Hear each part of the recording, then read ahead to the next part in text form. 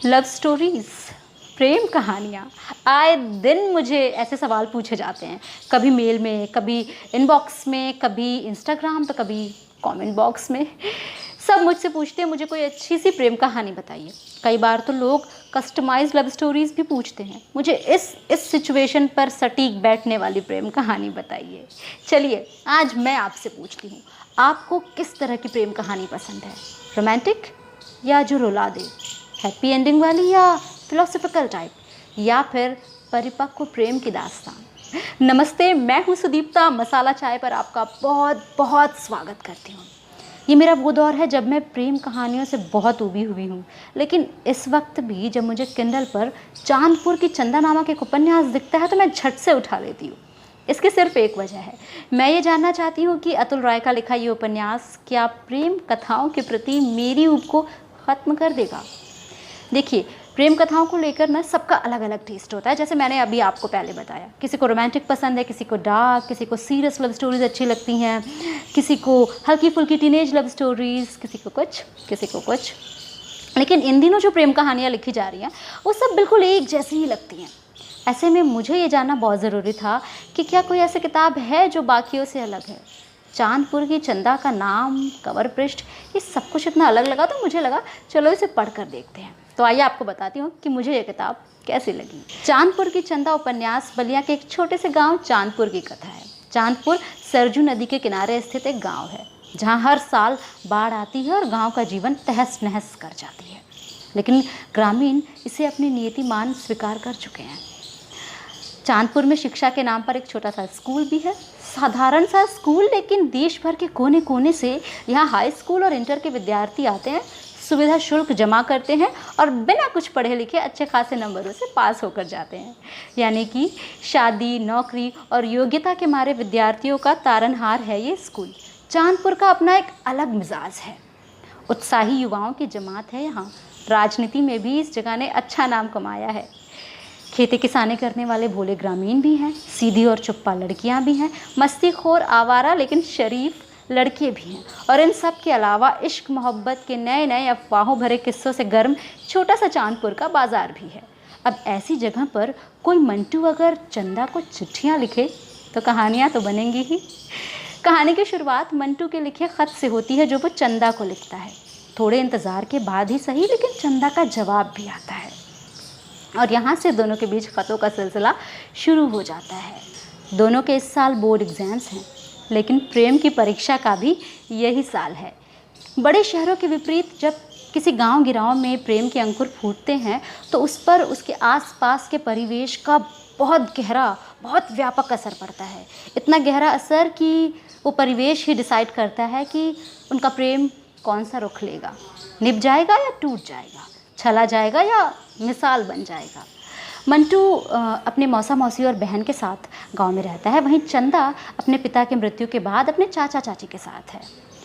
चाची के आए दिन के ताने और प्रताड़नाओं से परेशान चंदा फिर भी इन बातों को नज़रअंदाज करती है और पढ़ाई में लगी रहती है, घर के कामकाज भी सीखती है और अब वो प्रेम में है। मंटू के ख़तों में जहाँ मासूम प्रेम, उसकी भाषा का ठेठ अंदाज और अनगढ़ उपमाएँ दिखती हैं, वहीं चंदा के ख़तों में दिखती है महादेवी वर्मा की कविताएँ। दोनों में अंतर तो है, लेकिन प्रेम दोनों तरफ पलता है, बढ़ता है। इसी बीच मंटू की बहन गुड़िया का विवाह तय हो जाता है। घर वालों के लिए दहेज की रकम जुटाने और तमाम सारी तैयारियां करने का वक्त, जबकि मंटू और चंदा के लिए इसी बहाने से कुछ खुशनुमा लम्हे गुजार लेने का वक्त। मंटू इस कल्पना से ही रोमांचित है और ये कल्पना साकार भी होती है। दोनों मिलते हैं, एक अच्छा वक्त साथ बिताते हैं, लेकिन शादी की दूसरी सुबह ही कुछ ऐसा होता है कि अफरा तफरी मच जाती है, लाठियाँ चलने लगती हैं, मारपीट होती है। किसी तरह गुड़िया की विदाई तो कर दी जाती है, लेकिन पूरा चांदपुर सन्न है। कोई नहीं समझ पाता कि उस रात आखिर हुआ क्या था। विवाह के बाद भी चांदपुर के हालात सुधरते नहीं, वो बद से बदतर होते जाते हैं। स्थितियाँ संभल पाए इससे पहले ही चांदपुर में आ जाती है बाढ़। चांदपुर की चंदा ये एक ऐसा उपन्यास है जो अपने लोक, समाज, व्यवस्था, राजनीति और संस्कृति के साथ संपूर्ण रूप में अभिव्यक्त होता है और इनमें से कोई भी पहलू छूटता नहीं है। उपन्यास का उत्तरार्ध बहुत तेज़ी से बदलता है, घटनाएं बहुत तेज़ी से रंग बदलती हैं और पढ़ने वाला स्तब्ध हो जाता है कि आखिर अचानक होने क्या लगा। इसकी आंचलिक भाषा जो बलिया के आसपास बोली जाने वाली बोली है और जिसने मुझे कई बार नॉस्टैल्जिक भी कर दिया, क्योंकि मैं वहीं आसपास की हूँ और इस बोली से खूब परिचित हूँ, ये मेरे लिए इसकी भाषा का सौष्ठव बढ़ा देती है। इसके बाद आते हैं गीत। 90s के दौर के फिल्मी गीत पूरे उपन्यास में छाए हुए हैं और ये इतने अच्छे से, इतने खूबसूरती से स्टोरी के साथ सिंक्रोनाइज हुए हैं कि पढ़ने में मज़ा आ जाता है। लोक गीतों की मौजूदगी इसे और भी मिठास देती है। पर्सनली मुझे लोकगीत बहुत पसंद है और विवाह गीतों की तो मैं बहुत बड़ी वाली फ़ैन हूँ।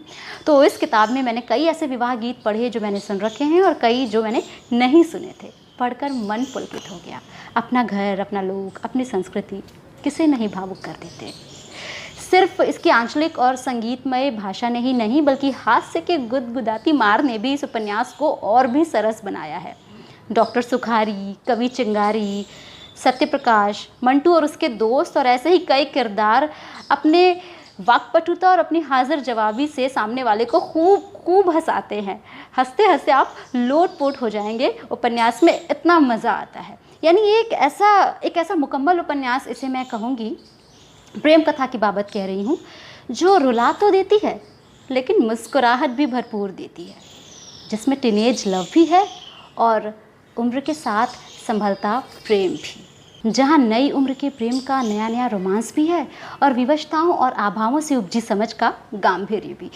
एक सबसे बड़ी बात जो मुझे इस उपन्यास की लगी वो ये कि इसकी मुख्य कथा प्रेम कथा होते हुए भी इसमें सामाजिक विषमताएं, भ्रष्टाचार, गरीबी, लोकतंत्र की धज्जियां उड़ाती संक्रमित राजनीति पर एक विमर्श भी है। उन पर चुटकियां भी ली गई हैं और उसकी पोल भी खोली गई है। तो मेरी मानना है तो सोचिए मत, इस उपन्यास को पढ़ डालिए। कहने की ज़रूरत नहीं कि इस किताब ने प्रेम कथाओं के प्रति मेरी ऊब मिटाई या नहीं, डेफिनेटली मिटाई है। और बहुत दिनों के बाद मैं एक ऐसी लव स्टोरी पढ़ पाई हूँ जिसने मुझे ताजगी से भर दिया है। किताब ख़रीदना चाहते हैं तो आप चाहें तो मेरी अफिलिएट लिंक से भी ऑर्डर कर सकते हैं। इससे आप मुझे भी एक सहयोग कर पाएंगे। और एक चीज़ मत भूलिएगा, मुझे इंस्टाग्राम पे फॉलो करना, जहाँ पर आपको बुक रिव्यूज़ के अलावा भी बहुत सारी चीज़ें मिलेंगी। बहुत सारे कंटेंट मैं वहाँ पे अपनी डेली लाइफ से रिलेटेड डालती रहती हूँ, तो उसकी भी लिंक डिस्क्रिप्शन बॉक्स में है। वीडियो को लाइक करना मत भूलिएगा, दोस्तों के साथ शेयर कीजिएगा अगर आप किसी को कोई लव स्टोरी रिकमेंड करना चाहते हैं। और हाँ, अभी तक वो लाल बटन दिख रहा है तो उसको सब्सक्राइब कर लीजिएगा। चलती हूँ, अगले वीडियो में फिर मिलूंगी कुछ नई किताबों के साथ। तब तक के लिए अपना ढेर सारा ख्याल रखिए, किताबें पढ़ते रहिएगा। Tata, bye bye.